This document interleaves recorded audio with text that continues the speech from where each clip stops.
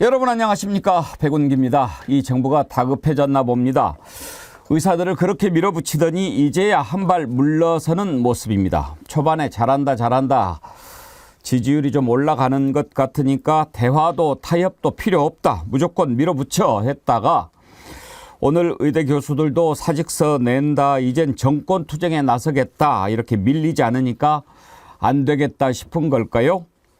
단순히 그렇게만 봐서는 안 됩니다. 무엇보다 이번 의료 대란의 본질을 국민들이 알아버린 데 있다고 봐야 합니다. 속셈이 들통난 거죠. 국민들의 건강과 안전은 생각도 하지 않으면서 오로지 표가 될까 봐 밀어붙이다가 해도 너무한다, 이러다 국민들 다 죽겠다, 여론이 나빠지니까 한 발 물러서는 것 아닙니까? 그것마저도요, 아주 사악하기 이를 데 없습니다. 마치 굿캅 배드캅 놀이하듯이 한동훈이 말리는 척하고 윤통이 들어주는 척 쇼를 하는데 국민이 바보입니까?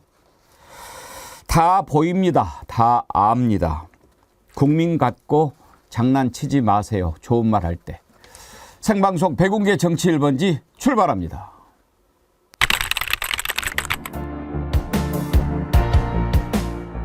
저는요, 딱 네 가지만 기억하시면 된다고 봅니다. 주가 조작. 주가 조작. 예. 그러면 이체 양명주로 합시다. 이태원 참사 유가족들을 한번 생각해 주시고요.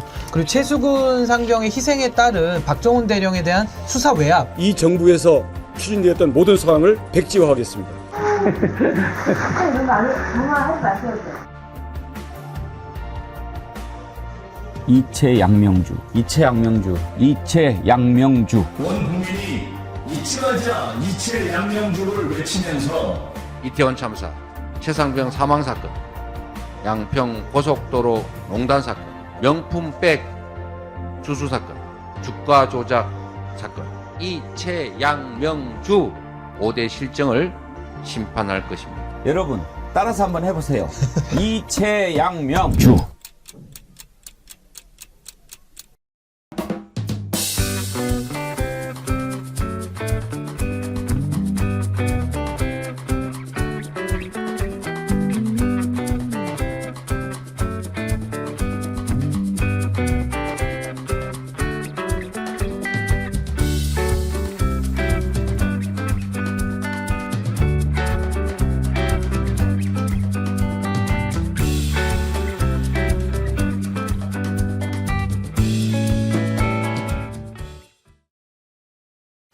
네, 월요일 아침, 오늘 아침 어느 때보다 감사한 마음으로 여러분들을 만나 뵙니다. 어제 30만 구독자 달성 진심으로 감사드립니다. 축하드립니다. 감사 인사말을 제가 팬카페에 올렸는데요. 상강뜰님이 영상으로 만들어서 보내주셨네요. 2부로 넘어갈 때 틀어드리도록 하겠습니다. 오늘부터는 2부에서 잊지 말자 이체양명주 시리즈로 특별 대담을 진행하도록 하겠습니다.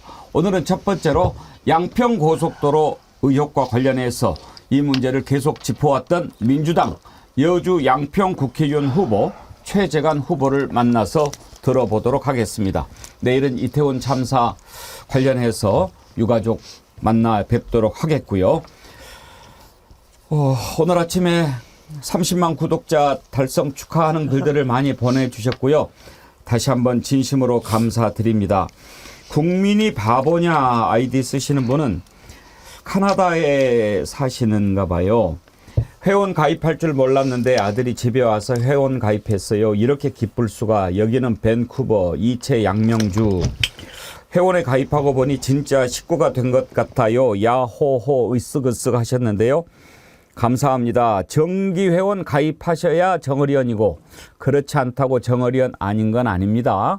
그렇지만 정기회원 가입하시면 백운기한테 힘내는 거, 그것은 확실하다 말씀드리겠습니다. 국민이 바보냐님 감사드리고요.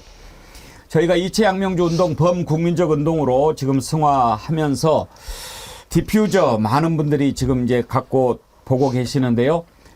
이렇게 파란 리본을 지금 제작하고 있습니다. 이게 이제 수작업으로 하다 보니까 시간이 좀 걸리는데 사전 주문을 받고 있습니다. 여러분들 많이 주문해 주십시오. 그래서 모두 가슴에 꽂고 이채양명주 널리 전파시켜 주시기 바랍니다. 큰 것, 작은 것 이렇게 두 가지로 만들었는데요. 큰 것은 4,000원, 작은 것은 3,000원. 두 개 세트로 구매하시면 6,500원인데 10개 이상 사시면 무료 배송도 가능하다고 합니다. 여러분들 미리미리 사전 주문해 주시면 고맙겠습니다. 령우님 이번 주 배지 올라온다고 해서 기다리고 있어요. 그러시고 백구님 나도 기다리고 있어. 큰 건 가방에 작은 건 가심에 이 가심에 그러셨는데 예 우리가 이채양명주 기억합시다. 장은희님 드디어 촛불집회에 이채양명주 로고송을 만들어 부르더라고요. 뜻도 정확히 풀어서 해석하고 멜로디도 따라 부르기 쉽게 작곡해서 호응이 엄청났답니다. 또한 안진걸 소장님은 이채양명주 출처를 백운기 정어리TV라고 정확히 밝히시고 정어리언님들 후대에 남을 일 해내신 위대한 분들이라고 얘기합니다. 자부심을 가집시다. 예, 그렇습니다. 제가 아직 이 노래 못 들어봤는데 전현 대변인 혹시 들어봤어요? 예, 노래는 아직 못 들어봤는데 제가 너무나 많은 분들로부터 이채양명주란 말 들어서 감사했고요. 제가 얼마 전에 더불어민주당과 더불어민주연합 공동 선대위 회의 후에 광주에 갔었습니다. 그런데 어떤 분이 저한테 오시더니 이채양명주에서 제가 깜짝 놀랐거든요. 네. 근데 저한테 정 교수님 나 정어리예요. 그러셨습니다. 많은 분들이 정어리가 뭐예요? 했더니 백운기의 정치 1번지라고 말씀을 해주셔서 저도 참 출연진으로 가슴이 참 뿌듯하게 됐고 한편으로는 얼마나 국민들이 정말 정권 심판에 대한 열의가 높으시냐. 이채양명주 잊지 말아야겠습니다. 지금 보라색 리본 차고 계신데 이태원 참사 유가족들 위로하는 뜻으로 우리가 차고 있잖아요. 네, 또 그렇습니다. 이채양명주 리본이 오면은 제가 채워드릴 테니까 그것도 함께 차고 계십시오. 알겠습니다. 네. 이 리본 한 말씀만 설명을 드리겠습니다. 저희 이제 더불어민주연합 선대위 관계자분들과 후보들이 어제 이천 참사 그 분향소를 찾아서 좀 참배를 드리고 유가족분들과 굉장히 대화하는 시간을 가졌습니다. 많은 후보들이 참았다가 눈물을 흘렸는데 왜냐하면 요게요. 요건 사실 판명은 아닙니다. 이게 유가족분들이 손으로 일일이 다 만드신 거라고 해요. 그래서 판명은 아니고 제가 그분들의 뜻을 잊지 않겠다. 이채양명주의 첫 글자 이태원 참사 문제부터 더불어민주연합이 제대로 챙기고 안전을 위해 국민과 싸우겠다. 이런 말씀 드립니다. 우리가 세월호 노란 리본으로 시작했고 이태원 참사 보라색 리본인데 이채양명주 파란 리본. 이렇게 기억해야 할 리본들이 자꾸 생겨나는 것 가슴 아픈 일입니다. 이번에 이채양명주 리본으로 확실하게 심판해서 이제 다시는 이런 리본 말고 우리가 함께 노래 부르고 정의와 상식을 외치는 그런 날이 이제는 그만 왔으면 좋겠습니다. 월요일 아침 함께 하실 패널 전혜연 더불어민주연합 대변인 되셨어요. 네, 정어리 여러분 여기 30만 구독자 달성 축하드리고요. 더불어민주연합은 3번입니다. 출발이 늦어서 답답해 보이실 수 있는데 저희는 30인의 전사가 있습니다. 제대로 정권 심판하고 국민들이 보기에 야당한테 정권 줘도 될 것 같다라는 마음 드시도록 정말 간절하게 한번 잘 뛰어보겠습니다. 보수형님 TV께서 30만 구독 축하합니다 하면서 3만 원 슈퍼챗 쏴주셨는데 감사드립니다. 이쁜이 마음도 30만 축하드려요. 이채양명주 하면서 슈퍼챗 10,000원 쏴주셨고요. 봄봄님 슈퍼챗 20,000원 보내주셨는데 감사드립니다. 제가 취합해서 또 끝날 때 소개를 해드릴 텐데 변함없이님 30,000원 30만 축하드립니다. 저도 동참합니다 하셨는데 예 오늘 생일 기분입니다. 여왕깨미님 10만 원이나 보내셨어요. 백운계 정치 1번지 30만 구독 축하드립니다. 함께 기뻐합니다. 백운갱크님 건강하세요. 항상 응원합니다. 진심으로 감사합니다. 김정욱 전 민주연구원 부장 오셨고요. 어서 오십시오. 네, 예. 안녕하세요. 축하드립니다. 30만. 김성환 시사평론가 함께합니다. 네, 안녕하세요. 김성환 평론가 오신 뒤로 30만이 더 빨리 된 것 같아요. 아유, 40만도 이제 금방 될 것 같은데요. 예. 아니 근데 정말 10만, 20만 때도 감개가 무량했는데 이 30만 구독자가 되니까 대단해. 제가 아주 그 힘이 나요. 이 정어리 30만 대군이 똘똘 뭉치면 무슨 일이든 못 하겠느냐 이런 막 그 자신감이 생기는 것 같아서 30만 구독자 달성의 의미는 저한테 좀 남다른 것 같습니다. 그러니까 전 기억이 새록새록 나는데 저한테 처음으로 이제 출연해달라고 직접 전화하셨잖아요. 전화하셨을 때 정어리 TV요? 정어리 왜 정어리 TV 그렇게 얘기를 하니까 진짜 정어리 때처럼 우리가 똘똘 뭉쳐가지고 그렇게 한번 윤석열 정권 심판해보자는 의미에서 정어리 TV라고 이름 줬다고 이렇게 얘기를 하셨는데 진짜 그렇게 되고 있는 것 같아요. 예. 정말 많은 분들이 같이 해주시는 것 같습니다. 우리 정어리가 똘똘 뭉치면 무도한 상어 금방 쫓아낼 수 있습니다. 오늘 아침에 제가 그 뉴스를 보면서 참 에라이 자식들 그런 말이 저절로 입에서 터져 나오더군요. 그렇게 의사협회가 대화하자고 그랬는데 들은 척도 하지 않았잖아요. 대화하려면 해. 그래 대신 2,000명은 뭐 안 돼. 그렇게 해놓고 무슨 대화를 하자고 하는 겁니까? 그건 대화가 아니죠. 그랬는데 그렇게 할 때만 해도 이렇게까지 여론이 나빠질까라고는 생각을 안 했을 거예요. 왜냐하면 맨 처음에 시작했을 때 그런 계산이 있었거든요. 단순하게 생각해서 의사협회, 의사들 기득권이야. 의사들 부족해. 의사들 늘리자고 하면 이거 국민들이 좋아할 거야.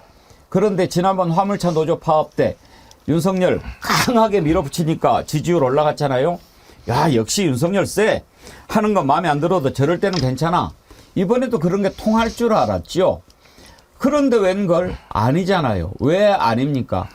그 노조 파업에 대처하는 것과 의사 파업에 대처하는 것 다르잖아요. 국민들 생명이 왔다 갔다 하는 문제가 돼요. 왜 의사들이, 전공의들이 이렇게 반대하고 반발합니까? 의사 수 늘리자, 이게 잘못됐다는 게 아니고 얘기를 하자는 거예요. 근데 얘기를 안 해. 까라면 까. 이런 식이잖아요. 몇 번이나 그런 걸 지적을 했잖아요. 그런데도 밀어붙이다가 이제는 의대 교수들까지도 나서가지고 우리도 다 그만둘래. 오늘 25일이에요. 오늘 다 사직하겠다고 합니다. 그러면 어떻게 됩니까? 병원 문 닫습니다. 그렇게 되면 그 전에 의사들 파업했을 때 국민들 만약에 책임을 묻는다면 아무리 그래도 의대 정원 늘리는데 의사들이 반대해가지고 국민들 이렇게 괴롭히면 되겠나? 의사들한테 비난이 갔을 거예요. 근데 지금 시간이 쭉 흘러가면서 어떻게 됐습니까? 이 정부가 보여준 태도, 도대체 대화나 타협은 찾아볼 수도 없고 그냥 밀어붙이다가 이렇게 됐다라고 생각하면서 여론이 바뀐 거죠. 오늘 아침에 제가 정말 해괴한 사설을 하나 봤어요. 이게 중앙일보 오늘자 신문입니다. 이 사설 한번 보실래요? 이게 지금 사설란인데 전면 사설이에요. 여러분, 전면 광고는 봤어도 전면 사설 보신 적 있으세요? 되게 이게 사설란인데 이만큼 사설을 써요. 이만큼. 이거 한번 좀 크로즈업 한번 해주세요. 이 사설 제목이 의대 증원 2,000명 이 혼란 감내할 만큼 금과 옥조인가. 이걸 통으로 사설을 썼어요. 사설을 써가지고 그래프도 넣고 사진도 넣고 그러면서 온통 이 신문 한 장을 사설로 비판을 합니다. 제목을 볼까요? 2,000명은 필수 불가결했나? 점진적 단계적 증원으로 성공한 해외 사례, 지역에 안착시킬 세밀한 방책 필요, 필수 의료 대책이 먼저다. 이렇게 무조건 밀어붙이면 되느냐? 오죽하면 보수 언론이 통으로 사설을 내가지고 정부가 잘못했다고 비판합니까? 이런 사설 보신 적 있어요? 이제 이렇게 되니까 어떻게 하려고 합니까? 난리가 났죠. 풀어야죠. 그러면 이번에도 좀 솔직하고 정직해야죠. 죄송합니다. 저희가 이번에 그렇게 하면 표가 될 줄 알았는데요. 국민들 건강을 미처 생각하지 못하고 이런 지랄을 했습니다. 용서해 주세요. 지금부터 반성하고 의사협회하고 대화하겠습니다. 이렇게 해도 지금 그동안에 치료 못 받아서 얼마나 많은 분들이 희생됐습니까? 그런데 이걸 갖고 또 장난을 치려고 해요. 야, 한동훈, 네가 말이야. 이거 네한테 찬스가 온 거야. 아, 제가 풀겠습니다. 그래, 그러면 내가 물러설게. 그렇게 해서 싹 풀면 이야, 위기에 빠진 나라를 한동훈이가 구했네. 이렇게 할 줄 알고 그랬냐? 김종욱 원장님, 네. 이 하는 짓이 말이죠. 유치 찬란하기가 그지없어요. 패가 다 보이잖아요. 너무 화내지 마세요. 정신 건강이 안 좋습니다. 아니 한 달 전에 뭐 하다가 조중동 한 달 전에 뭐라 그랬습니까? 의사정원 늘려야 된다 그렇게 얘기했었잖아요.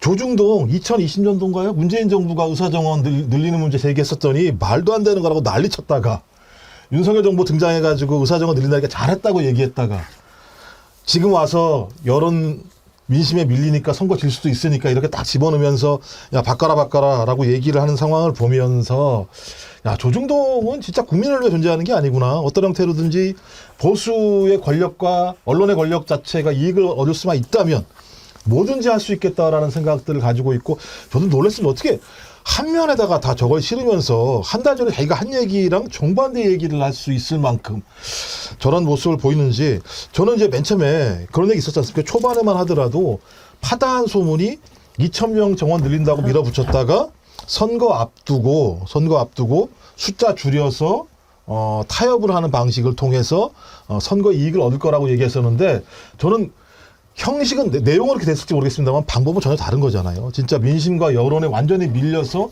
이 부분과 관련해서 결정을 하지 않으면 안 되는 상황으로 밀리니까 아무런 내용을 안 가지고 들어간 거 아니에요? 입학정원과 관련해서 그러니까 제가 볼 때 윤석열 대통령이 한동훈 비대위원장한테 아무런 정권도 안 주고 그냥 가서 얘기해 보라고 얘기했고 얘기를 해서 들어봤더니 이 안에 팥이 없잖아요. 밀가루를 뭐로 할 건지만 얘기하고 앉아있으니 내용이 안 되는 거고 저는 근본적인 문제는 이미 문재인 정부 당시에 정부와 의협 간에 합의된 안이 있잖아요. 350명 정도, 400명 정도. 여기서 출발을 했었어야죠. 근데 제가 볼 때는 2,000명을 했다는 건 무조건 이건 저희 의사 정원을 늘려서 국민의 생명과 의료 체계를 선진화하려는 것이 아니라 선거를 위해서 그냥 밀어붙이려고 했던 것밖에 안 된다라는 사실들을 윤석열과 한동훈이라는 두 사람이 지금 이번 상황에서 명확하게 보여주고 있다는 생각이 들기 때문에 이제 국민들은 정확히 알 거라는 생각이 들어요. 이 부분과 관련해서. 김수갑 평론가님 말씀 듣기 전에 오늘 아침에 이 전면 사설을 보면서도 에라이 그걸 인제 알았냐? 진작에 그렇게 할 때는 대화 타협 안 한다고 그렇게 비판하고 그랬는데 그때는 표가 되는 것 같아서 가만히 있다가 이제 표 떨어지는 소리 나니까 이렇게 전면 사설 쓰냐? 에라이, 너네들이. 그런 생각 들더라고요. 보수 형님, TV, 슈퍼챗 보내시면서 전면 사설 X, 전면 소설 O, 저러다 전멸할 겁니다. 아니, 김성환 평론가님, 그렇게 대화 타협하라고 해도 안 하다가 이제 상당히 똥줄이 타나 보죠? 그렇죠. 그러니까 한동훈 위원장이 나섰다고 하는 거에 자꾸 의미를 부여하면은 그 좀 착시 현상이 생기는데요. 정부가 2,000명 의대 정원 발표한 게 2월 3일이었습니다. 그러면은 국민들이 이대로 가다간 정말 환자들이 다 죽을 거다 이렇게 불안감을 가지기 시작한 것도 벌써 2주가 넘었어요. 그게 여론조사에 그대로 반영이 됐거든요. 근데 가만히 있다가 지금 선거 2주 남짓 앞둔 상황에서 갑자기 무슨 뭐 타협을 하겠다고 이렇게 하는데 오늘 전의교협이죠. 전국 의대 교수 협의회라고 어제 이제 한동훈 위원장하고 만났잖아요. 만난 곳에서 우리는 의사 정원 늘리는 문제 그거 협상하는 거에 대해서 얘기한 적이 없다. 이렇게 얘기를 하고 있어요. 그러니까 한동훈 위원장 가가지고 우리가 만났어요. 만났으니까 대통령이 조금 의지를 꺾어주시면 안 될까요? 라는 흉내만 내는 거지 실제로는 이게 그렇게 해가지고 사태 해결이 되지는 않는 거예요. 지금도 대통령실에서는 2,000명 증원 문제는 이거는 뭐 손 못 대는 거다. 불변의 법칙 같은 거다. 이렇게 설명을 하고 있다는 거예요. 그리고 오늘 아침에 이제 중앙일보도 말씀하셨지만 신문들이 어떻게 보도했냐면요. 이게 짜고 치는 고스톱이라는 게 그대로 드러나는 게 한동훈 위원장이 전의교협 쪽으로부터 그 만나자는 제안을 받았다는 거를 어제 이제 얘기가 된 것처럼 마치 우리가 알고 있는 거지만 이미 하루 전에 그런 제안이 들어왔고 그 제안에 대해서 대통령실하고 소통을 했다는 거예요. 그러면은 4시에 만난다는 걸 대통령실은 이미 알고 있었던 거예요. 근데 언론에 보도가 되기로는 오후 4시에 때마침 그때 대통령이 참모들하고 회의를 하고 있어서 한동훈 위원장이 만나서 그 교수들하고 이 정도면은 우리가 대통령하고 뭔가 얘기해 볼 수 있겠습니다. 그러니까 전공의들한테 면허 정지하는 거 그거 조금 유예하고 그리고 대화 시작합시다. 이걸 받아가지고 대통령실한테 얘기해 준 것처럼 말하지만 실제로는 대통령실에서 참모하고 대통령이 기다리고 있었던 거예요. 그런 얘기를 갖고 오기를. 그래서 대통령한테 얘기가 전해져가지고 회의 끝나고 대통령이 좀 숙고하는 모양새를 1시간 남짓 취하다가 아 그거 받아줄게 이렇게 한 거란 말이에요. 제가 볼 때는 1차 그 약속 대련을 했다고 우리가 얘기했잖아요. 2차로는 약속 화해를 한 거예요. 제가 볼 때는. 당장 멈춰님이요. 쇼에 감동이 없어 그랬는데 그래요. 쇼하는 거 다 아는데 그래도 쇼가 보면서 좀 볼만해야죠. 감동이 있어야죠. 이건 뭐 짜고 치는 고스톱도 수준이 돼야죠. 한동훈 얘기를 먼저 한번 들어볼까요? 피해를 받을 수 있는 상황을 막아야 되기 때문에 정부와 의료계 간의 건설적인 대화를 중재해달라는 요청을 제가 받았고요. 그러니까 요청도 또 본인이 받았고 그래서 대통령한테 얘기를 했고 뭐 이런 식으로 지금 했다고 틀을 짜는 모양이죠. 전영 대변인. 한동훈 위원장님 뻥튀기 정치 좀 그만했으면 좋겠습니다. 생닭 사가지고 사진 찍는다고 물가가 잡힙니까? 서민들의 삶이 좋아지나요? 이번에 의료인들과 만나서 뭔가 대화할 것처럼 중재할 것처럼 했는데 정작 전국 의과대학 교수협의회가 밝힌 내용에 보면 핵심 문제인 입학 정원 및 배정 이게 핵심이잖아요. 그런데 협의 및 논의의 대상도 아니며 대화하지도 않았다고 반발하고 있습니다. 생닭 사진 찍은 데 이어서 이번에는 뭔가 중재하는 듯한 사진을 찍고 싶으셨던 모양인데요. 제대로 된 논의도 안 하면서 왜 저렇게 자꾸 강조를 하는지 모르겠습니다. 더불어민주연합 얘기 죄송하지만 죄송한 건 아니죠. 저는 대변인 한 말씀만 드리겠습니다. 더불어민주연합의 12번 비례대표 김윤 후보가 의료정책 전문가이십니다. 예. 국민의힘, 국민의 미래 언제든지 저희랑 의료정책 한번 토론해 보셨으면 좋겠고요. 이뇨한 위원장님 너 나와라고 해도 저희는 자신 있습니다. 정말 누가 제대로 국민을 위한 의료정책을 말할 수 있고 이런 갈등을 조정할 수 있는 집단인지 국민들 면밀히 봐주셨으면 좋겠고요. 한동훈 위원장의 리더십과 윤석열 정부가 말하는 개혁은 갈등만 조장하고 결국은 그 피해가 국민에게 돌아오는 정치라는 걸 저는 그런 생각이 듭니다. 더불어민주연합은 갈등만 조장하는 정치가 아니라 대안을 내는 정치를 한다고 말씀을 드리고 싶습니다. 요즘에 그 조국혁신당 대표 조국 대표 경상도 말이 상당히 유행하더라고요. 거마 치아라 뭐 너희들 쫄았제 또 하나 뭐 있더라 뭐 요즘에 상당히 유행어들을 많이 만들던데 왜 이렇게 합니까? 지금요 현장 분위기가 정말 심상치 않거든요. 후보들이 다 죽는 소리 합니다. 전문가들이 예측하는 총선 판세도 완전히 뒤집혔어요. 리얼미터 별로 믿지 않는데 리얼미터 지지도도 그래요. 3월 3주차 지지도 한번 보여주실래요? 어떻게 나왔습니까? 완전 뒤집어졌어요. 그 전에는 뭔가 좀 되는 것 같이 보였는데 지금은 완전히 뒤집어져 가지고 42.8대 37.1 그것뿐만이 아닙니다. 지금 후보들의 얘기를 좀 들려드릴까요? 뭐 후보들이 다 난리가 났어요.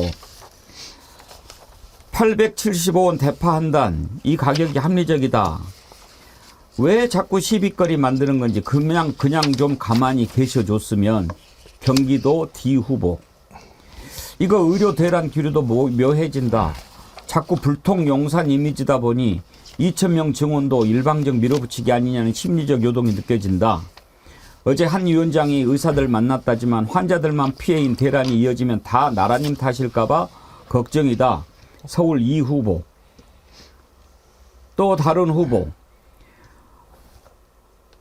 공수처 문제점 얘기해봤자 먹고 살기 바쁜 이들이야 임명한 대통령실 잘못이라고 생각할 수밖에 없진 않나. 살판난 민주당의 빅마우스에 막기조차 버겁다. 시 후보. 가장 큰 걱정은 이재명 사천 파동에 가라앉았던 정권 심판론이 되살아난 분위기다. 민주당이 다시 으쌰으쌰다. 정권 심판론 도진이 여기저기 민주당과 진보당이 후보 단일화를 한다. 선거가 기세 바람 아닌가. 용산이 매사 독선적으로만 각인되니 과거 조국 수사도 무리 아니냐는 의심으로 바뀐다. 조국당 지지율 좀 보라.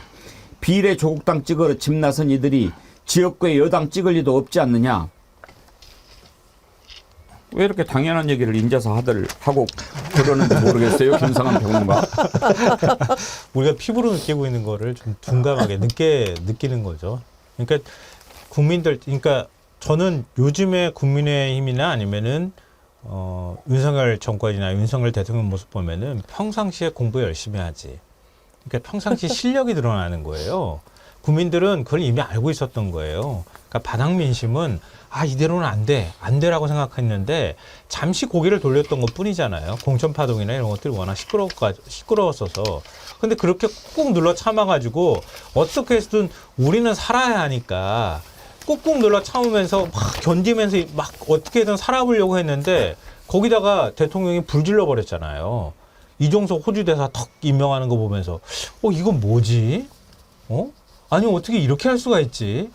그러면서 그동안에 보였던 게 다 기억이 떠오르는 거예요.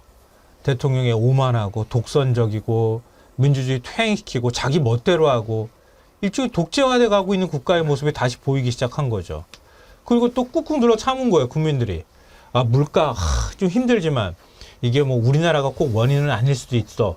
그러면서 계속 꾹꾹 눌러 참고 있었는데 갑자기 아이한테 그렇잖아요. 꾹꾹 눌러 참으면 입을 막 이렇게 울려고 막 울음보 터지려고 하는 아이한테 가족 꿀밤 먹이듯이 갑자기 민생 문제나 이런 것들이 확 그냥 사과값이나 이런 것들로 확 불거져 나온 거잖아요. 이제 못 참겠어. 안 되겠어. 이렇게 지금 생각하는 거 아닙니까? 다른데 말할 것도 없이요. 지금 심지어 국민의힘 텃밭 아닙니까? 강남에서도 완전히 접전이라는 여론조사가 나온 게 있어요. 여론조사 꽃이 가장 표본이 많다고 하죠. 여론조사 꽃이 지난 18일부터 19일까지 강남 을에 거주하는 성인 507명을 대상으로 여론조사를 했는데 박수민 국민의힘 후보가 35.7, 강청희 민주당 후보가 32.8, 2.9%포인트. 완전히 오차범위 안에서 접전을 벌이고 있어요. 강남인데. 다른 지역은요. 넥스트 리서치 여론조사를 보면 종로, 곽상한 44, 최재형 38, 중성동갑, 전현희 43, 윤희숙 34, 영등포갑, 최현일 50, 김영주 35, 김영주가 35나 나와? 마포을 정청래 47, 함은경 35, 성남 분당갑, 이광재 45, 안철수 44. 지금 이렇게 돼 있어요.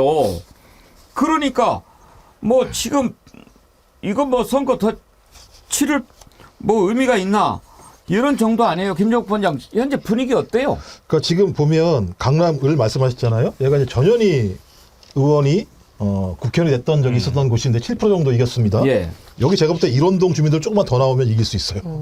일원동 쪽이 약간 좀 민주당세가 강해요. 예. 그리고 이제 개포동 쪽이 좀 약한데 이쪽이 좀 덜 나오고 일원동이 좀 많이 나오면 이길 수 있는 상황이라고 하는 건 우리 작년에 기억나십니까? 12월 달에 조선일보에서 난리가 나서 야 서울 세속도 못 건져. 이런 얘기가 나왔던 적이 있었죠. 그러면서부터 그때부터 진짜 제대로 된 그나마 국민의힘의 혁신이라고 하는 것이 조금씩 시작됐던 건데 네 가지 큰 흐름이 만들어지고 있습니다. 하나가 뭐냐면 경기 인천 지역의 박빙 지역화됐던 부분이 지금 유의미한 격차로 이기고 있습니다. 민주당이.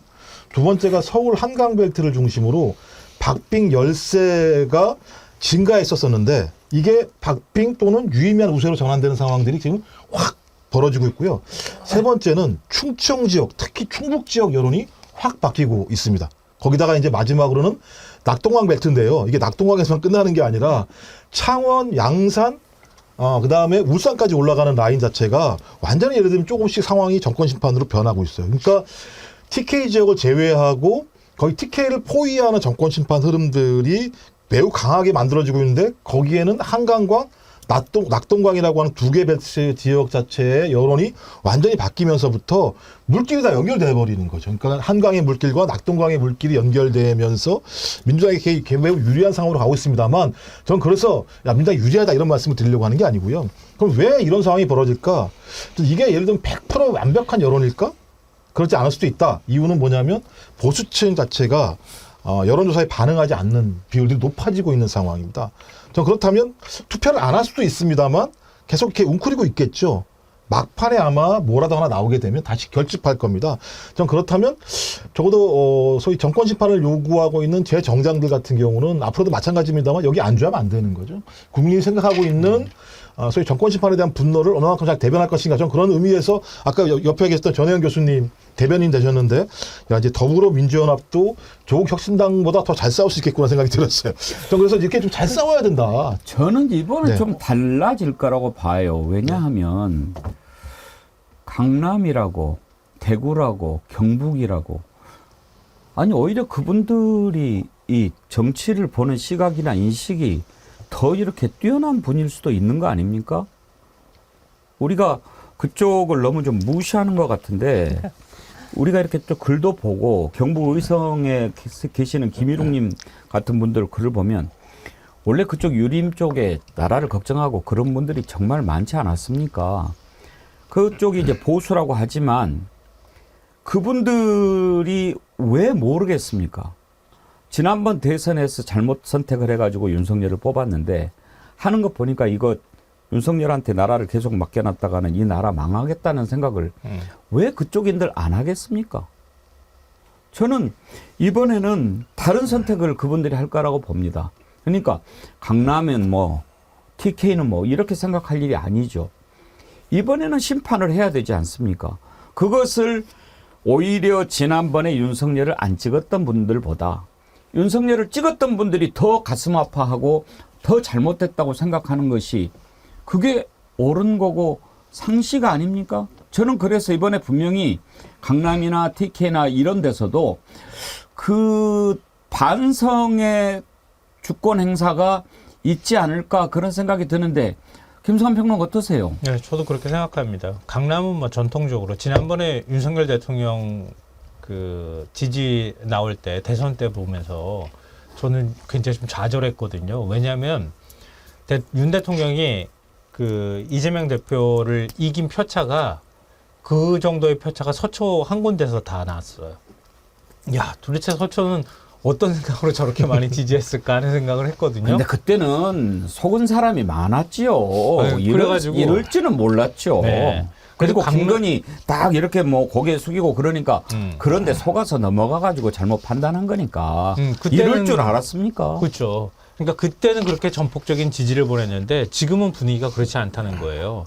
제가 볼 때는 아마 그 민주당 지지율이 사상 최대가 될 가능성이 있다. 강남 지역에서도. 그러니까 비록 당선이 되든 안 되든 간에 강남에서 만약에 거의 비슷비슷한 수준까지 나오거나 민주당이 조금 열세로 나온다 그러면은 정권한테 엄청난 타격이 될 거예요. 왜냐면 거기에 지지도 제대로 못 받는 대통령인데 어떻게 대통령 국정수행을 제대로 할 수 있겠느냐 이런 얘기를 들을 수밖에 없는 상황인 것 같고요. 더 재미있는 거는 흥미로운 부분은 지난주 갤럽조사 나왔을 때 TK하고 PK 대통령 국정수행 지지율이요 뒤집혔어요. 서울 같은 경우에는 수도권 민심, 특히 서울 민심이 뒤집혀졌다고 얘기하니까 아까도 잠깐 말씀하셨던 것처럼 보수층이 싹 결집하는 현상이 좀 나타났거든요. 그런데 오히려 자기 텃밭이라고 하는 지역에서는 대통령에 대한 실망감이 커지고 있다는 거예요. 그러니까 그거는 막판 투표율이나 아니면 투표 당일까지도 우리가 좀 견제하고 경계해야 될 부분이라고 보는데요. 근데 더 좀 오늘 아침에 제가 이 황당하다고 느낀 건 뭐냐면 민생 토론회 더 이상 안 한다 그러지 않았어요? 예. 오늘 했어요. 네, 또 한다 그랬어요. 23번째 민생 토론을 했는데요. 안 한다고 그랬는데 또 한다고 한다고 그랬습니다. 네, 대통령실에서. 또 했어요. 오늘 요인 가가지고 민생 토론회를 했는데 뭐라고 했냐면요. 이 지역을 잘 보세요. 용인, 수원, 고양, 창원 등 4개 특례시에 대해서 특례시 지원 특별법을 제정하겠다. 언제 한다는 거예요? 자치권한을 대폭 권한을 확대하겠다 이렇게 얘기했어요. 아니, 이제 아마 그 얘기 할 거예요. 28일부터 안 하겠다고 한 거지 당장 안 하겠다고 한 것은 아니다. 28일부터 이제 공식 선거운동 기간이니까 그때부터 안 한다는 거지. 뭐 그렇게 핑계를 대겠지만은요. 근데 하는 이 짓이 항상 그래요. 지역이 용인, 수원, 고양, 창원 그전에는 안 4개를 특례시를 그랬습니다. 만들어주겠다는 거예요. 여기다 열세 지역이거든요. 지금. 그러니까 열세 지역 가서 완전히 폭탄을 던지는 거예요. 열세 지역임을 인정하고 발로 꼭꼭 밟아주러 가는 거죠. 그렇다고 국민들이 당합니까? 요즘에 이재명 대표 목소리에 상당히 많이 힘이 들어가던데 어제 유세에서 그 말은 참 제대로 귀에 들립디다. 대통령 차라리 없었으면 더 나았을 거다. 그렇게 얘기를 하던데 한번 들어보실래요? 연간 예산에 비하면 정말 푼돈에 가까운 13조 원 이걸로 여러분 가구당 100만 원씩 줘서 그걸로 동네 장 보러 다니면 저 옆에 있는 누룽지집 가서 누룽지라도 살 거 아닙니까? 그럼 누룽지 가게 주인이 그러면 가만히 있겠어요? 청가 가서 장도 봐야지. 맞습니다. 행정과 물건 많이 팔면 가만히 있겠어요? 축산 사람 가서 고기도 좀 사고 옆집에 축산에 돼지고기도 좀 사고 이러면 돈이 도는 겁니다, 여러분. 이게 경제가 활성화되는 거예요. 아, 이 무식한 양반들아, 이렇게 하면 된다고요. 또 있어요, 여러분. 대한민국은 대통령이 없습니다. 아니, 없으면 차라리 나요.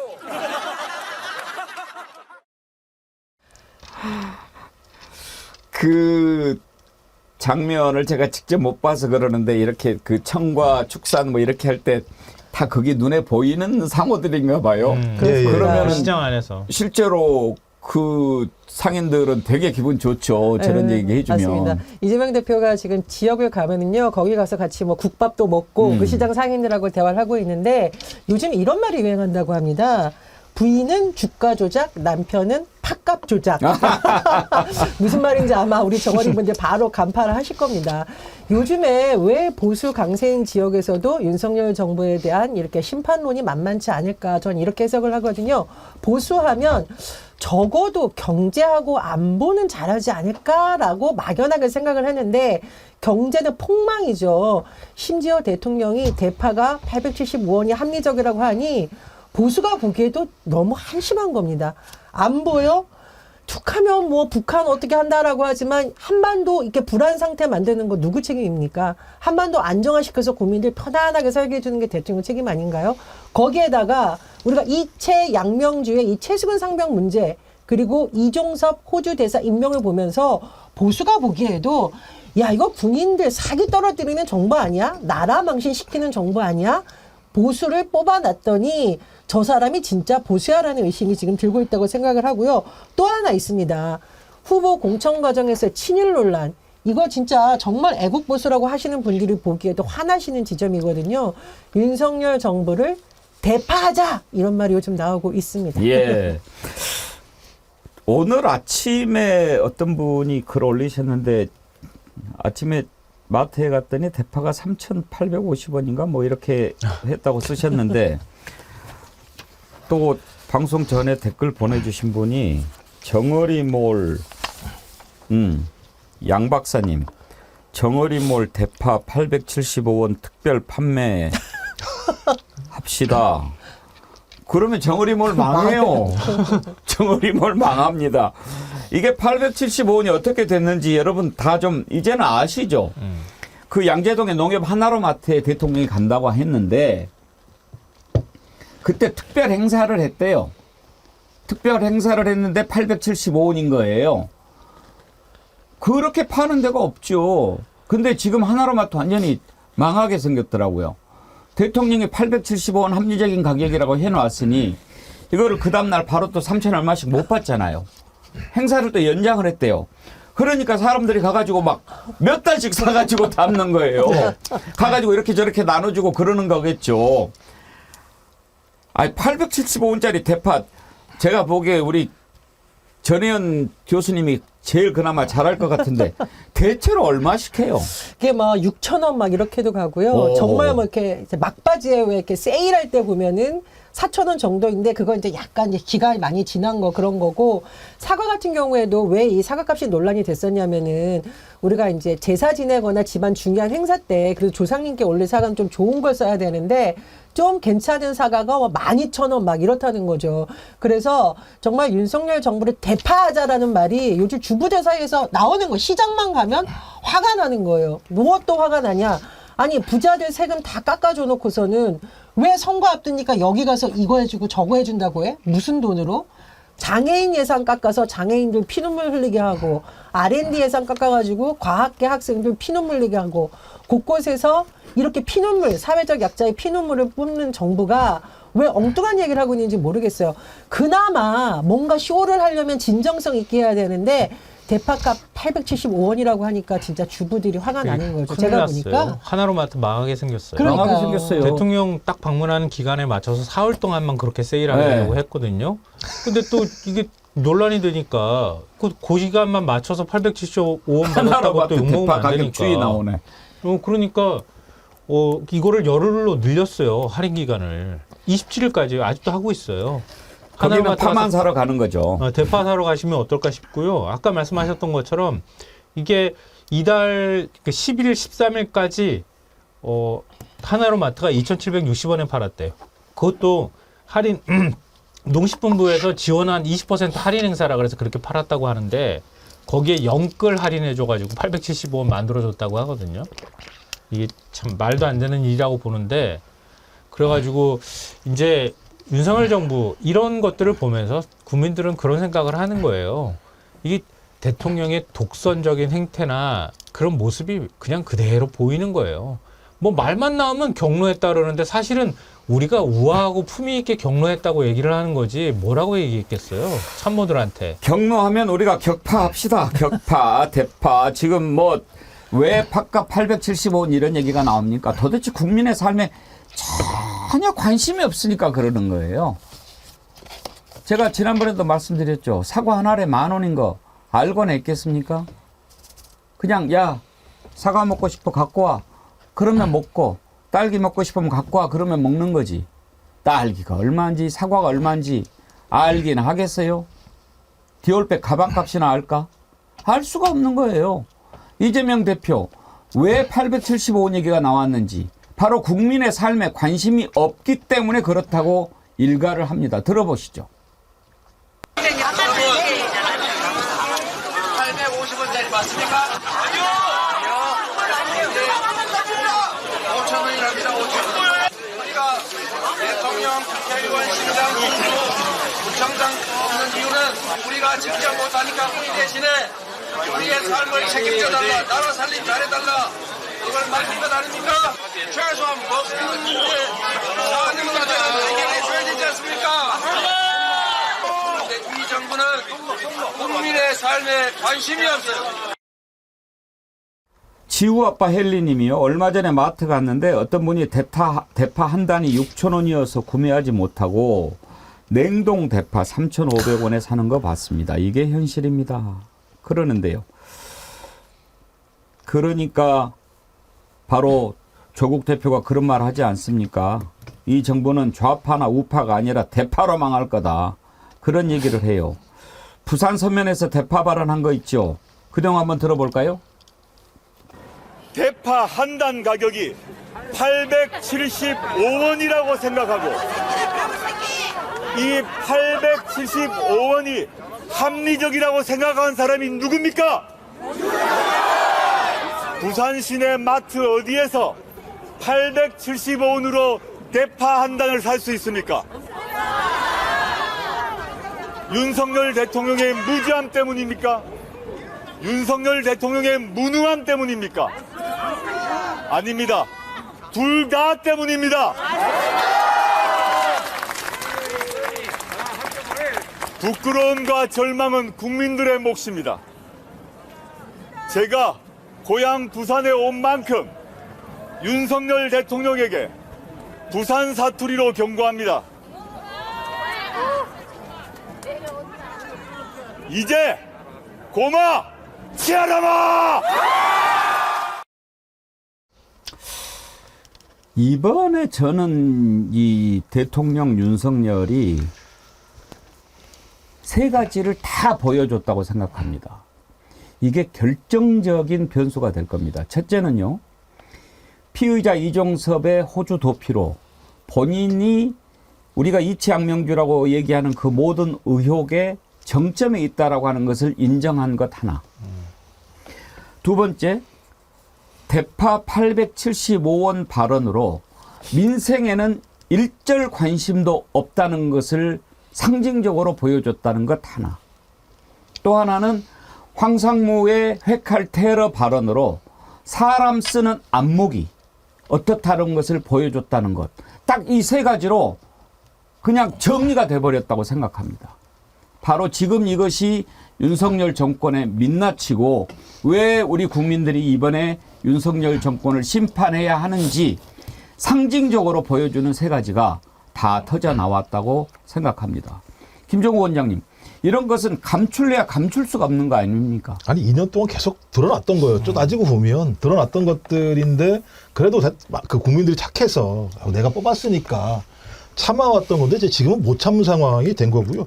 말씀하신 것처럼 875원이 합리적이라고 얘기하는 대한민국 제1호 영업사원이 존재한다는 게 이거 아이러니한 거잖아요. 갈 때마다 예를 들면 하나로마트 망하게 만들고 갈 때마다 다 망하게 만드는 상황이지 않습니까? 그러니까 제가 볼 때는 오지 말라고 하는 게 맞는 거고 아마 저는 서울 경기 지역에 있는 국민의힘 후보들 같은 경우는 제발 좀 우리 동네 오지 말아라. 우리 동네 얼굴 비치지 말아라. 이렇게 얘기를 할 것 같다는 생각이 들고요. 제가 강의를 하니까 시험을 보는데요. 예. 아마 대파 875원이 합리적이라고 얘기하고 답안지 쓰면 제가 볼 때는 F예요, 그냥. 그러니까 아무것도 모르는 상황이라고 얘기하는 건 저희 국민의 삶에 아무런 관심이 없다는 거거든요. 근데 대통령이 대부분 하는 일이 뭡니까? 국정 운영이라고 하는 것이 경제와 민생 문제가 가장 중요한 거거든요. 이것이 안정적일 때 이 힘을 바탕으로 예를 들어 외교도 잘할 수 있는 것이고 또 그다음에 해외 경제에서도 의미 있는 영업사원이 될 수 있는 측면들이 분명히 있는 건데 여기에 대해서 아무것도 안 한 상황들이 누적돼 왔었고 거기다가 아까 말씀하신 자기의 가장 근본적인 아킬레스건 중에 하나인 소위 런정섭으로 대비되는 소위 최수근 상병 문제와 관련된 직권남용 문제와 관련해서는 말도 안 되게 장관을 갖다가 호주로 들려보내서 그것을 은폐하려고 했다라는 사실들이 등장을 했던 측면들이 분명히 있기 때문에 저는 이번 상황 자체들은 무마하기 되게 어려울 거다라는 생각이 들고요. 저는 이 정도 되면 사람이라면 사과 한 번 해야 한다고 생각이 들어요. 내가 지금까지 제가 볼 때 사과를 하는 걸 본 적이 없어요. 저는 그렇다면 부끄러움을 모른다는 건데요. 제가 매번 말씀드리는 부끄러움을 모르면 공자가 얘기했지 않습니까? 사람이 아닙니다. 예. 사람이 아닌 사람이 국정을 운영한다는 건 말이 안 되는 사태가 지금 벌어지고 있는 거죠. 이제 국민들이 명확히 안 거죠. 그동안에 우리가 알았던 거를 예. 알았던 걸 좀 더 구체적이고 확실하게 분석을 해준 사람이 있어요. 한겨레 신문 김희철 논설위원인데 예. 오늘 칼럼을 썼는데 그 안에 이종섭 대사 임명 미스터리를 풀어줬어요. 그러니까 용산과 공수처, 검찰의 전현직 특수통들의 얘기를 들어봤다는 거예요. 그랬더니 왜 호주 대사를 이렇게 총선 전에 급하게 내보낼 수밖에 없었는지가 그게 풀리더라는 거예요. 의문이. 이게 뭐냐면 그러니까 이종섭 대사가 검토가 된 게 이미 지난해 10월 장관직 사퇴 직후부터였다고 그래요. 그래서 프랑스나 폴란드가 거명이 되다가 호주로 정해졌다고 하는데요. 그러니까 그 다음에 공수처만 아니었으면은 이 임명은 아마 총선 이후로 미뤄졌을 가능성이 높다고 하는 겁니다. 예. 1월 17일하고 18일 사이에 공수처가 해병대 사령관 등을 압수색을 했거든요. 근데 그 직후 처장과 차장이 연달아 임기 만료로 떠났잖아요. 그래서 지도부 공백 상태가 됐는데 수사팀의 행동 공간은 넓어진 반면에 수사팀에는 친윤이 전무했었다고 합니다. 그러니까 대통령실이 수사 진행 상황을 몰라서 굉장히 답답해했다는 거예요. 근데 이런 상황에서 대통령이 굉장히 불안에 빠진 거예요. 왜냐하면 자기가 수사를 해본 사람이잖아요. 그러니까 지금 수사 정황은 외압 정황은 다 드러났기 때문에 이종섭 장관이 자의로 그런 지시를 내렸는지 그러니까 수사 압박을 했는지 아니면 타의로 그럴 수밖에 없었는지 쟁점만 풀면 되는 상황이었는데 이종섭 장관을 만약에 호주 대사로 나가기 전에 총선 때 불러가지고 소환 조사를 해서 압박을 가하면 이거 당신이 한 거냐 아니냐 밑에 사람들은 다 이렇게 불고 있다 이러면은 이게 큰일 날 일이다 생각했다는 거예요. 예. 그래가지고 빨리 내보내야 되겠다. 수사를 해본 사람 입장에선 아마 자백을 할 가능성이 굉장히 높다. 이런 불안감에 시달리다가 빨리 내보내자 이렇게 했다는 겁니다. 오늘부터는 이제 2부에서 저희가 특별 대담을 진행하기 때문에 속도를 좀 내겠습니다. 신현관님, 다음번에는 본토 사투리로 세리때리 쪼사불어. 이거는 어디 쪽인가요? 경상도입니까? 전라도입니까? 오늘 전광훈 씨 공천헌금 문제를 다뤄야 되는데 그 전에 조국 대표하고 한동훈 위원장 간의 그 설전이 좀 재밌던데 이거 한번 잠깐 들어보고 갈까요? 조국 대표가 파란 불꽃 얘기를 자주 하죠. 파란 불꽃 뜻은 불은 가장 뜨겁게 타오를 때 파란색이 된다. 이걸로 검찰 정권 태워버리겠다. 그런 얘기 했지요. 그 얘기 한번 들어볼까요? 불꽃은 가장 뜨거워졌을 때 붉은색을 넘어 파란색을 띱니다. 파란 불꽃 선더위는 윤석열 검찰 독재 정권을 하얗게 태워버린 가장 뜨거운 파란 불꽃이라는 의미를 담고 있습니다. 검찰 독재 정권의 조기 종식과 인간다운 삶을 보장하는 사회권 선진국 제7공화국을 향해 4월 10일까지 거침없이 달려가겠습니다. 자, 저렇게 이야기했더니 한동훈이 극단적이라고 이야기합니다. 들어보시죠. 여러분은 종북 통진당 후예들만 극단주의라고 생각하실지 모르지만 조국 당이야말로 역시 마찬가지의 극단주의입니다. 왜냐하면 자기가 죄를 저지르고 그리고 그것이 단순 의혹이 아니라 사법 시스템에 의해서 유죄 판결을 받고서도 정치의 목적을 사법 시스템에 복수하는 것이라고 대놓고 천명하고 있는 세력이기 때문입니다. 자, 이제 저런 게 말장난이죠. 사법 시스템에 복수하는 거 아닙니다. 사법 시스템을 비틀고 장난쳤던 너희들한테 복수한다는 거였거든요. 자, 극단적이라고 하니까 조국 대표가 뭐라고 얘기했는지 그걸 들어봅시다. 일단 극단주의란 말 쓰게 되면 제가 테러나 방화나 이런 걸 해야 될 것 같은데 전 테러나 방화를 할 생각은 없고 제가 역으로 묻고 싶습니다. 여기 계신 국민 여러분 중에서 휴대전화 비밀번호를 27개 극단적으로 긴 휴대전화 비밀번호를 갖고 계신 분 몇 분 계세요? 27개. 대부분 4개, 보통 한 6개 정도 합니다. 근데 한동훈 비대위원장은 왜 27개라는 극단적으로 긴 휴대전화 비밀번호를 왜 했는지 일단 그걸 반문해 주십시오. 저는 비극단적인 비밀번호를 갖고 있어요.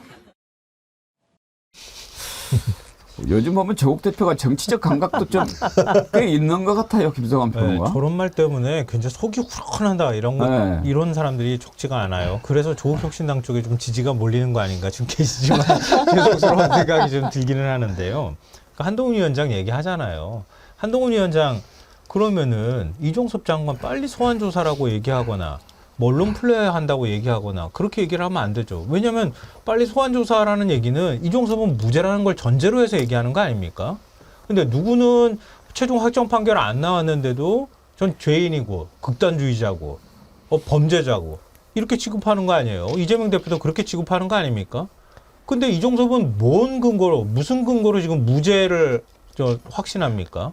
확신해서 저렇게 말하는지 도대체 내로남불에 이게 자기 도착이라고 봐야 되나요? 이런 정도의 생각을 갖고 있는 사람이에요. 그러니까 민생 문제에 대해서 관심이 없는 거죠. 그러니까 이달 1일부터 14일까지요. 본격적으로 이제 이달 초부터 공약을 내세웠다고 하는데 보름 동안에 한동훈 위원장이 민생을 딱 3번 얘기했대요. 공개석상에서. 근데 이재명 대표는 그 사이에 일단 9번을 얘기했다고 하거든요. 아마 그 이후로 따지면 더 많이 얘기했을 겁니다. 근데 그러다가 선거 2주 앞두고 막 급하고 국민들이 막 지금 바닥 민심이 안 좋으니까 갑자기 무슨 민생 특위를 만든다 그러고 대통령은 또 비례해서 밀렸다고 하는 자기 최측근을 또 민생 특보로 임명한다고 또 호들갑이고 그동안에 2,000명 의대 정원 바뀔 거 전혀 없다고 지금도 안 바뀐다고 얘기하면서 갑자기 의사들하고 대화하는 척하고 이 선거만 이기면 모든 게 다 해결될 것처럼 이렇게 하는 거예요. 지금 전혜연 교수님이 이제 더불어민주연합 대변인이시고 또 비례대표 후보신데 더불어민주연합이 이제 민주당 정당이니까 몰빵을 자꾸 얘기하지요. 그런데 이제 선거가 끝나고 분석을 해봐야 되겠지만 이런 분석을 하는 분들도 꽤 있어요. 그리고 또 실제로 들어보면 이제 민주당을 지지하는 분 가운데 이재명 대표를 적극적으로 지지하는 분도 있고 비판적으로 지지하는 분도 있을 것 아닙니까? 그런데 지난번에 이제 공천 과정에서 좀 실망했던 분들도 있을 수 있겠죠. 그런 분들이 그 실망 때문에 민주당 찍으러 안 가려다가 조국 신당이 나와가지고 윤석열 심판하자라고 강하게 외치니까 그래 윤석열 심판해야지 라는 생각으로 가려고 이제 마음을 먹게 됐다. 그러면 가가지고 그냥 나오겠냐. 지역구는 반드시 민주당을 찍겠지. 그러면서 오히려 투표를 더 투표율을 올리고 그런 그 효과도 있는 것 같다. 이렇게 분석을 하던데 좀 일리가 있다고 느껴지지 않습니까? 그렇습니다. 예, 정권 심판론이 더 확산되는 말하자면 범개혁진보연합의 어떤 힘을 붙이는 데는 굉장히 좋은 역할을 하셨다고 다 평가를 하고 있고요. 이재명 대표도 언급했듯이 정말 우군 역할을 톡톡히 해주셨습니다. 다만 이제 더불어민주연합 측면에서 보면 윤석열 정부가 조폭정부라는 표현을 우리가 많이 쓰는 이유는 사실 권력기관을 정부가 다 장악하고 있지 않습니까? 검찰, 경찰, 국정원, 감사원까지 해서 움직이고 있는데 이런 무지막지한 정부를 날려버리려면 대파하려면 연합군의 힘도 필요한 것이죠. 그래서 더불어민주연합이 왜 연합을 했느냐. 제가 사실은 민주당에서 발표한 후보 중에 15번이었습니다. 근데 지금 연합하는 곳에서 25번이 됐습니다. 그러나 저는 연합 정치가 꼭 성공해야 된다고 믿거든요. 왜? 이 무지막지한 정부를 이번에 심판을 해야 되고 22대 국회 가서 제1당이 국민의힘의 독주를 확실하게 막고 개혁 입법을 자꾸 거부권 행사하는 걸 막으려면 한대 연합군도 필요하기 때문입니다. 그래서 제가 이제 더불어민주연합에서 일하면서 가장 큰 이렇게 자부심을 갖는 부분은 이 연합군 한 분 한 분들의 실력이 정말 증명되어 있고요. 5명이 보여서 우리 경력 합하니까 100년이다 이런 말 하고 있거든요. 준비된 연합군들이 모여서 더 확실하게 야당이 정권 교체할 수 있다 이런 희망을 드릴 수 있도록 앞으로 열심히 하겠습니다. 네. 자, 한 가지 더 살펴보지요. 정광훈 씨가요. 공천 헌금 지금 이제 의혹에 휘말렸습니다. 그러니까 이런 거죠. 자유통일당이라고 정광훈 씨가 주도하는 그런 정당이 있는데 거기도 이제 비례 후보를 내지 않습니까? 그랬는데 어떤 사람한테 비례대표 앞자리 줄 테니까 돈 내. 이렇게 했다고 YTN이 보도를 했는데 아니라고 얘기하겠죠. 어떻게 될지 궁금한데 한번 좀 들여다 봅시다. 관련된 영상을 한번 들어볼까요? 깜빵 가고 싶냐고 내가. 나는 25년 해봤기 때문에 도사란 말이야. 깜빵 가고 싶냐고. 절대로 안 되고 그럴 뜻이 있으면 그 당 계좌번호에다가 돈을 내세요. 그러니까 이제 돈을 내겠다는 얘기는 팩트인가 봐요. 그런데 그러면 안 된다. 감옥 간다. 계좌번호에다가 특별 당비를 내라. 뭐 이렇게 얘기한 건데 엄밀히 따지면 비례대표 후보 준다고 해서 특별 당비 받는 것도 불법이에요. 그것까지는 모르는 것 같은데 근데 지금 그 당사자하고 정광훈 씨하고 오고 간 통화 내용을 들어보면 저 말이 정말일까 의심이 좀 드는데 그 내용 한번 들어볼까요? 7억을 하면은 3번을 해주겠다고 했습니다. 근데 갑자기 말이 바뀌었습니다. 5번이라도 하려면 7억을 줘라. 중간에 누가 끼면 도저히 안 될 것 같아요. 1, 3, 5지. 전화해가지고 전화번호 했지. 그럼 내가 바로 연락할 테니까. 그래?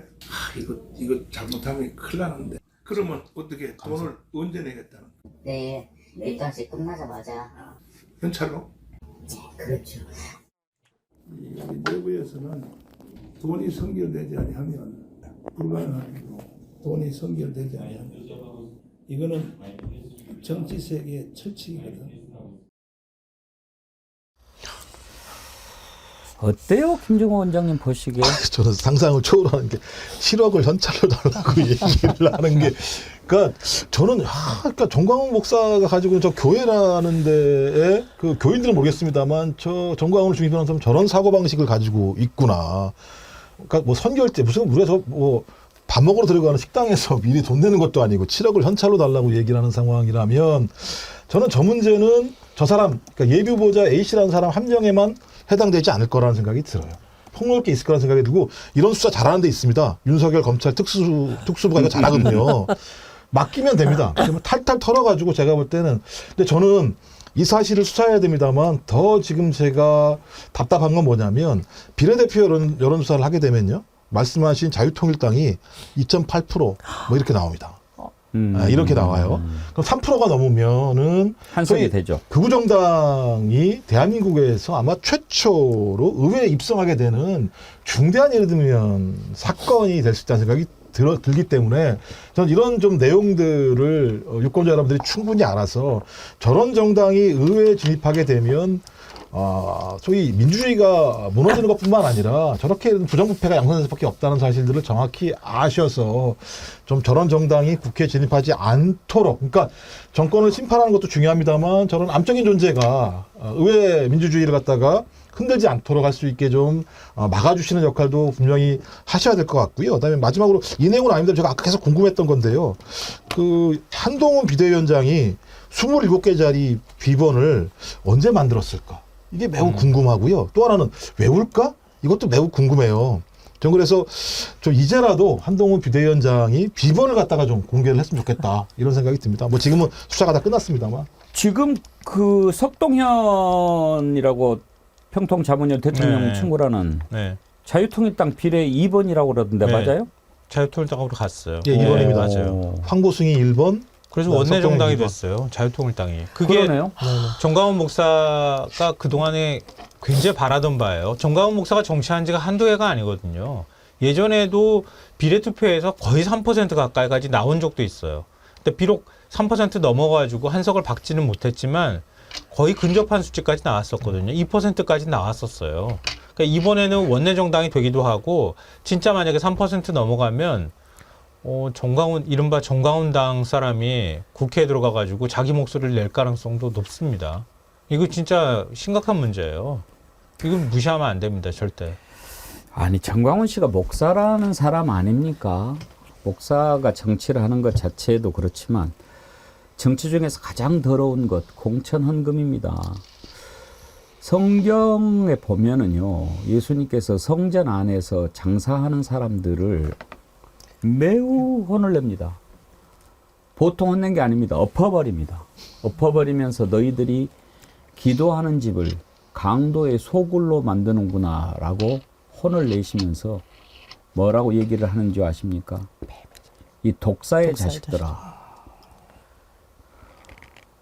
우리가 좀 심한 욕으로 개새끼라고 그러잖아요. 개새끼보다 뱀새끼가 더 나쁜 혼내는 거 아닙니까? 예수님이 나보다 욕을 더 잘하셨던 거지 뭐. 정말 그러면 됩니까? 아니 뭐 모르겠어요. 지금 이제 YTN 뭐 고소하고 고발했다고 그러는데 난 사실을 모르니까 그냥 의심이 간다라고 하는 건데 어떻게 할지 모르겠지만 전현 대변인. 네. 저런 거는 빨리빨리 수사해야죠. 지금 급한데. 그러니까요. 윤석열 정부에서 잘하는 게 딱 한 가지 있잖아요. 하나 표적을 정하면 끝까지 압수수색하고 수백 번 털고 휴대전화 압수수색하고 거기에 들어있는 개인정보를 검찰에서 다 저장까지 했더라는 말까지 나오고 있습니다. 그 잣대를 지금 공천헌금 논란에 대해서도 똑같이 하시면 됩니다. 그렇게 철저하게 수사해가지고 이 비례대표를 둘러싼 논란 정말 제가 비례대표 후보자로서 제가 다 참 민망합니다. 반드시 명명백백하게 밝혀주시고요. 정광훈 목사 입장에서도 수사를 통해서 깨끗하게 밝혀지는 게 마음 편하지 않겠습니까? 적극적으로 수사 요청하시길 바랍니다. 참고로 더불어민주연합 같은 경우에는 제가 대변인인데 절대 그런 일이 없다라고 말씀을 드리고요. 대파 나왔으니까, 네, 대파 이제 나왔으니까 한 말씀만 드리면 저희 비례대표 후보 22번 조원희 후보가 대파 농업계의 정우성이라고 불리고 있습니다. 제가 이분하고 우리 사과 누나라고 불리는 비례대표 23번 백혜숙 후보 두 분이 한동훈 위원장하고 이 농산물 가격과 농업에 대해서 한판 토론을 붙으면 어떨까 이런 생각이 듭니다. 한동훈 너 나와 민생 누가 잘하는지 한번 붙어보자 제안 드립니다. 예, 더불어민주연합 영업사원 1호. 이채양명주도 열심히 전파해 주시고. 아유, 예, 불러주셔서 너무너무 감사합니다. 하여튼 이번 선거는요. 진짜와 가짜를 가려내는 그런 선거가 돼야 하겠죠. 속았던 사람들도 정신 똑바로 차리고 그렇게 해야 됩니다. 2부에서는 예고해드렸던 대로 이번 주부터 이채양명주 잊지 말자 심판하자 시리즈를 쭉 이어서 가겠습니다. 오늘은 양평고속도로 특혜 의혹과 관련해서 민주당 최재관 후보 만나보고 내일은 또 이태원 참사 우리가 잊으면 안 되겠죠. 유가족 만나보도록 하겠습니다. 수목금 계속 이번 주는 준비가 돼 있고요. 오늘 슈퍼챗을 많이 보내주셨는데 일부 때 보내주신 분 소개를 좀 해드리죠. 여왕개미님, 최재형님, 보스형님 TV님, 변함없이님, 이쁜이맘님, 봄봄님, 나도 정어리언님, 아까 제가 소개 안 드렸나요? 4만 원 보내주시면 이제 40만 가요 그러셨고요. 추억의 메텔님, 정어리TV 30만 구독자 달성 축하 릴레이 동참합니다. 잊지 말자 이치항명주, 심판하자 이치항명주. 이혁수님 5만 원 보내시면서 백운갱크님 감사합니다 그러셨는데 제가 감사하죠. 고맙습니다. 보수형님 TV님 또 보내셨고, 김실장님, 정지원님, 원희님, 헬렌최님, 최재형님, 투표율 87%, 알파 6% 이렇게 댓글 남겨주셨는데 슈퍼챗으로 후원해 주시고 또 정기 회원 가입으로 힘주신 분들께 감사드립니다. 2부에서 만나기 전에 30만 구독자 달성 제가 축하 메시지를 카페에 띄웠는데 상강뜰님이 그걸로 영상을 만들어서 보내주셨습니다. 그거 한번 같이 보시도록 하고요. 전혜연 대변인, 김종욱 부원장, 김성환 평론가 세 분 수고하셨습니다. 네, 고맙습니다. 고맙습니다. 감사합니다.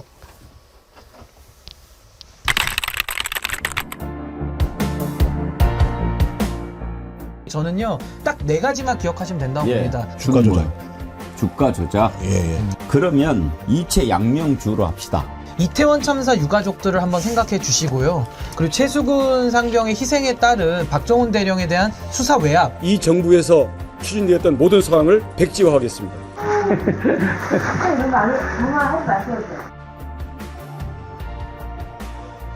이체 양명주. 온 국민이 잊지 말자 이체 양명주를 외치면서 이태원 참사, 최상병 사망 사건, 양평 고속도로 농단 사건, 명품백 주수 사건, 주가 조작 사건, 이채양명주 5대 실정을 심판할 것입니다. 여러분 따라서 한번 해보세요. 이채양명주.